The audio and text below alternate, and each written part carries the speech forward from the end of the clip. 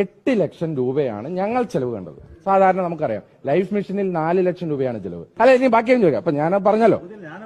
അല്ല, ഇനി അത് നിങ്ങൾ ഉത്തരം പറയണം.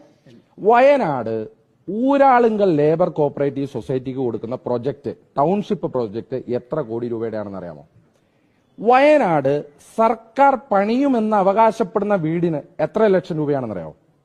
20 ലക്ഷം രൂപയാണ്. ഞാനൊരു സിവിൽ എഞ്ചിനീയർ ആണ്. എന്താണ് എർത്ത്ക്വേക്ക് റെസിസ്റ്റന്റ് അല്ലെങ്കിൽ ഇങ്ങനെയുള്ള സ്ഥലങ്ങളിൽ പണിയുന്ന റെസിസ്റ്റന്റോട് കൂടിയ വീടുകളിൽ ഉപയോഗിക്കുന്ന മെറ്റീരിയൽ എന്നും അതിന്റെ ഡിസൈൻ എന്നുള്ള ഒരു കൃത്യമായ ധാരണ എനിക്കുണ്ട്.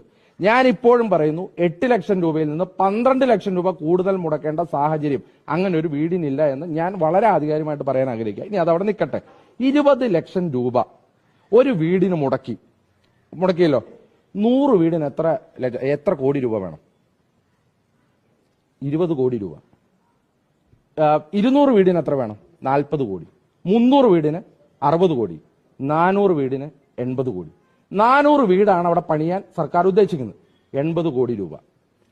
ഒരു ഹോസ്പിറ്റൽ പണിയുമെന്ന് പറഞ്ഞിട്ടുണ്ട്, ഒരു 25 കോടി രൂപ. ഒരു സ്കൂൾ പണിയുമെന്ന് പറഞ്ഞിട്ടുണ്ട്, ഒരു 25 കോടി രൂപ. ഇൻഫ്രാസ്ട്രക്ചർ എല്ലാം കൂടെ ചേർന്ന് ഒരു 25 കോടി രൂപ.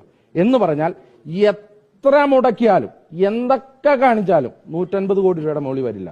ഈ 750 കോടിയുടെ ബാക്കി കോടി എവിടെയാ പോകുന്നത്?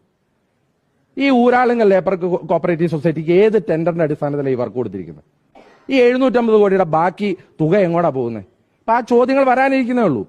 ആ ചോദ്യങ്ങൾ വളരെ കൃത്യമായി ഉന്നയിച്ചിരിക്കും. ഈ കേരളത്തിൽ ടെൻഡർ ഇല്ലാതെ ഊരാളുങ്കൽ ലേബർ കോപ്പറേറ്റീവ് സൊസൈറ്റിക്ക് കൊടുത്ത വർക്കുകൾ ശുദ്ധ തട്ടിപ്പാണ് കേരളത്തിൽ നടന്നിരിക്കുന്നത്. കോടതി കണ്ണൂരിലെ കോർപ്പറേഷൻ ബിൽഡിംഗുമായി ബന്ധപ്പെട്ടുകൊണ്ട് ബഹുമാനപ്പെട്ട സുപ്രീം കോടതിയാണ് ഇവർക്ക് കൊടുത്ത ടെൻഡർ തന്നെ സുപ്രീം കോടതി റദ്ദാക്കി. വയനാട് നടന്നത് കാട്ടുകൊള്ളയാണ്. 750 കോടി രൂപയുടെ പ്രൊജക്ട് കൊടുത്തിട്ട് 150 കോടിക്ക് മുകളിൽ പോലും ചിലവില്ലാത്ത ഒരു പ്രൊജക്റ്റാണ് ഒരു ടെൻഡർ പോലും കൊടുക്കാതെ ഊരാളുങ്കൽ ലേബർ കോപ്പറേറ്റീവ് സൊസൈറ്റി കൊടുത്തു. എന്ന് പറഞ്ഞാൽ ഈ കൊടുത്ത ഡിവൈഎഫ്ഐ കൊടുത്ത 20 കോടി ഉണ്ടല്ലോ, അത് മറ്റൊരു തരത്തിൽ പാർട്ടി അക്കൗണ്ടിലേക്ക് 40-50 കോടിയായിട്ട് തിരിച്ചു വരുമെന്നുള്ള ആരോപണം ആണ് ഇന്ന് നിലവിലുള്ളത്. അത് ഞങ്ങൾ വീണ്ടും ഉന്നയിക്കും.